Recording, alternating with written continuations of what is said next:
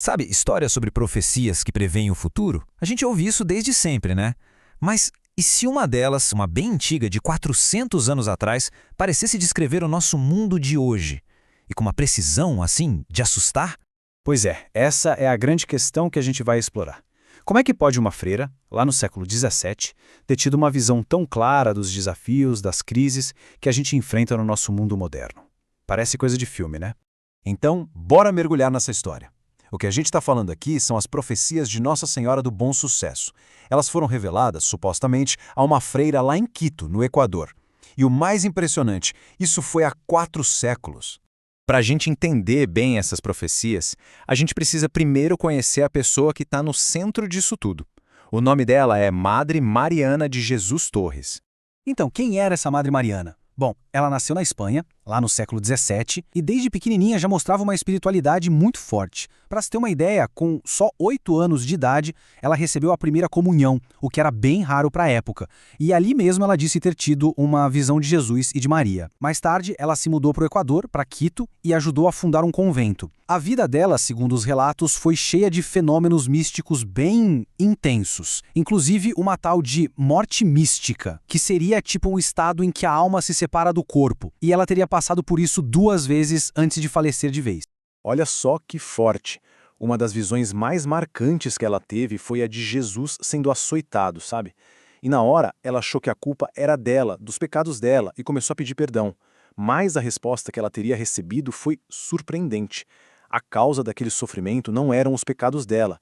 Eram, e aqui vem o ponto, os pecados da humanidade do século XX.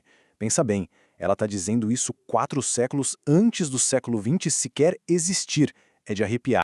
E a visão não parou por aí não. Jesus teria mostrado para ela o próprio coração atravessado por 3 espadas. Cada espada representava um tipo de pecado que, segundo a profecia, ia dominar o século XX. A primeira, heresia, ou seja, a negação da fé. A segunda, blasfêmia, o desrespeito com o que é sagrado. E a terceira, a impureza, que seria a imoralidade e a perda da castidade.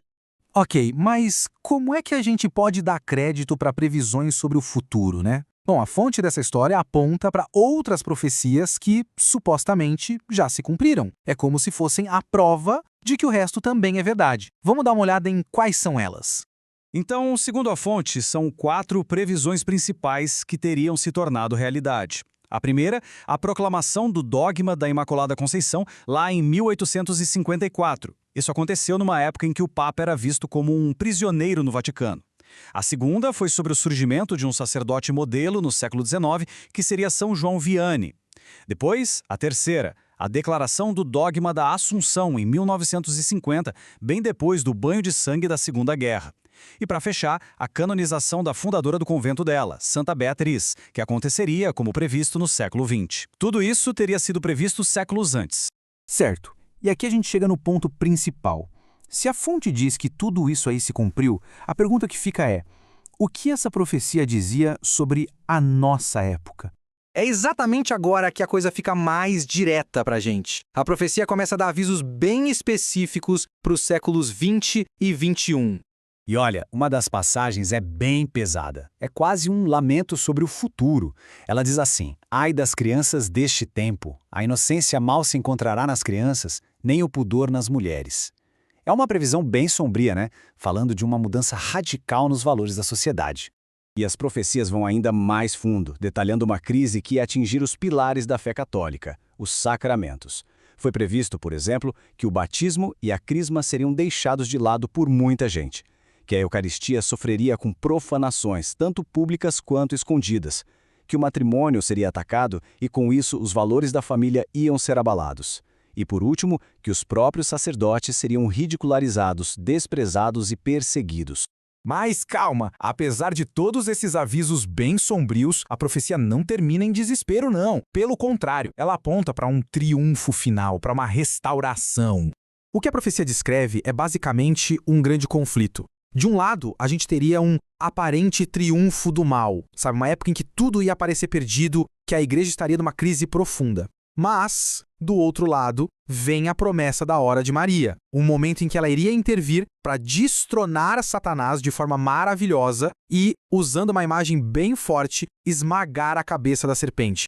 Tá, mas o que significa esse triunfo na prática? Bom, segundo a fonte, não é só o fim da crise. Seria algo muito maior, como um novo Pentecostes no mundo todo. Ou seja, um grande evento de renovação para restaurar a fé e preparar todo mundo para a vinda de Jesus. E é isso que nos leva a uma reflexão final, né? As profecias de Nossa Senhora do Bom Sucesso. Será que elas são, no fundo, um aviso sombrio sobre uma crise inevitável? Ou será que, na verdade, a mensagem principal é de esperança, de uma restauração que ainda está por vir? Fica aí a questão.